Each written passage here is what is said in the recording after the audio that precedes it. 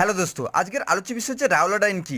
Rowlatt আইন ছিল একটি কঠোর দমনমূলক আইন। প্রথম বিশ্বযুদ্ধের পরবর্তীকালে তীব্র আর্থিক সংকট যখন ভারতবাসীকে চরম দুর্দশার মুখে ঠেলে দিয়েছিল, ঠিক সেই মুহূর্তে ভারতের বৈপ্লবিক সন্ত্রাস কার্যকলাপ বৃদ্ধি পেতে থাকে। অন্যদিকে কী হয়েছিল না, ভারতীয়দের ব্রিটিশ বিরোধী গণ আন্দোলন ও বৈপ্লবিক কার্যকলাপ সম্পূর্ণরূপে বন্ধ করে দেওয়ার উদ্দেশ্যে ইংল্যান্ডের বিচারপতি স্যার সিডনি রাওলাটের সভাপতিত্বে 5জন সদস্যদের নিয়ে রাওলাট কমিশন ও সিডিসন কমিশন গঠন করা হয়। আর এই কমিটির সুপারিশের ভিত্তিতে 1919 খ্রিস্টাব্দে ফেব্রুয়ারি মাসে কী হয়েছিল না, ভারতের কেন্দ্রীয় আইনসভায় দমনমূলক বিল উত্থাপিত হয়েছিল।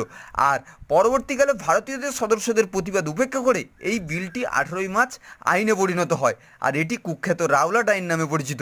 আর এই আইনের শর্তগুলি কী ছিল না, প্রথমত সরকার বিরোধী যে কোনো প্রচার দণ্ডনীয় অপরাধ। দ্বিতীয় হচ্ছে সন্দেহভাজন যে কোনো ব্যক্তিকে বিনা পরোয়ানায় গ্রেপ্তার করা যাবে।